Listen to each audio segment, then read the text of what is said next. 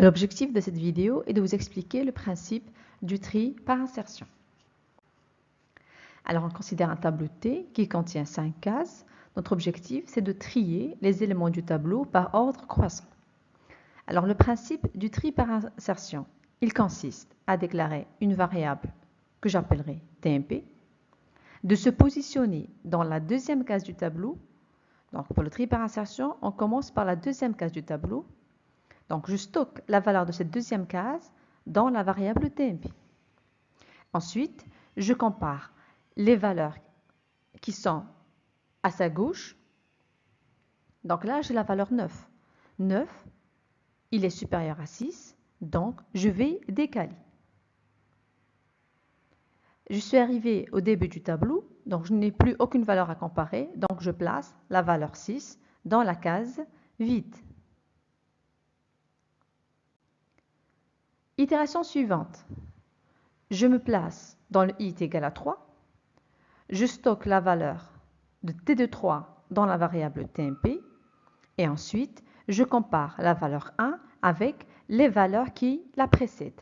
Alors, je commencerai par le 9. 9, il est supérieur à 1, donc je décale vers la droite. Je passe à la valeur 6. 6, il est supérieur à 1, donc je décale vers la droite. Je suis arrivé au début du tableau, donc je place mon élément. Itération suivante. Je passe à i est égal à 4, j'ai la valeur 4, donc je vais stocker la valeur 4 dans la variable TMP et ensuite je compare la valeur 4 avec les valeurs qui la précèdent. Je commence par la valeur 9. 9, elle est supérieure à 4, donc je décale vers la droite. 6, il est supérieur à 4, donc je décale aussi vers la droite.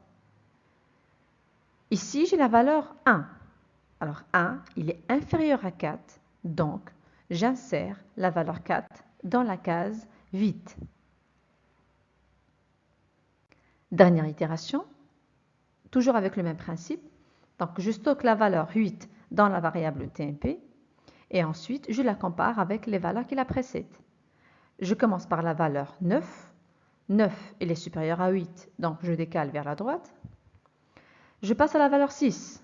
6, il est inférieur à 8, donc je ne décale pas, je place la valeur 8 dans la case vide. Et voilà, j'ai mon tableau qui est trié maintenant. Alors vous avez remarqué avec moi que nous avons fait deux parcours. Ça veut dire que j'ai deux boucles.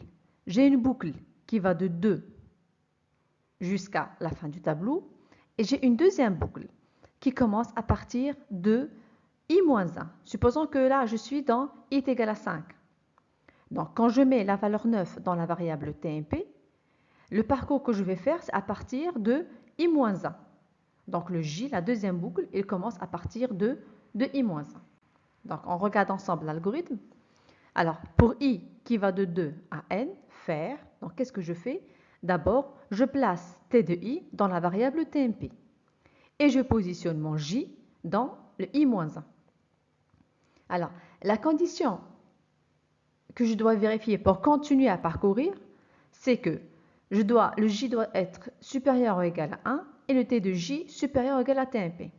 C'est-à-dire, quand est-ce que j'arrête de parcourir?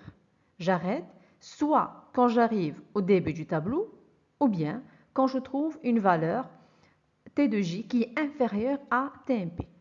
Donc, tant que J supérieur ou égal à 1 et T de J supérieur à TMP, je décale. Décaler, ça veut dire quoi? Ça veut dire faire T de J plus 1 est égal à T de J. Ou bien sûr, je décrémente mon compteur puisque je vais de la droite vers la gauche.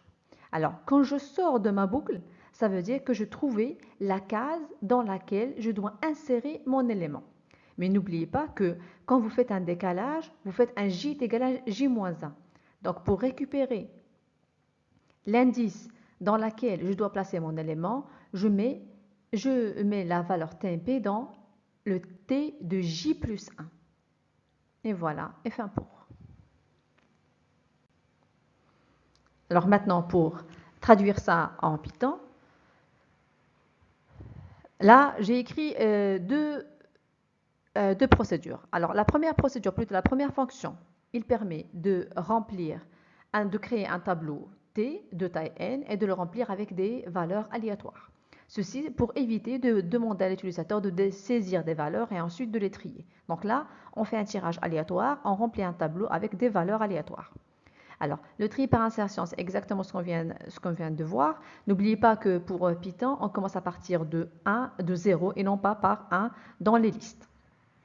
Voilà. Alors maintenant pour le programme principal, donc d'abord je demande à l'utilisateur de saisir la taille du tableau qu'il veut construire. J'appelle la fonction remplir liste qui permet de créer une liste de n éléments aléatoires. J'affiche le tableau avant qu'il soit trié. Ensuite, j'appelle la procédure tri par insertion.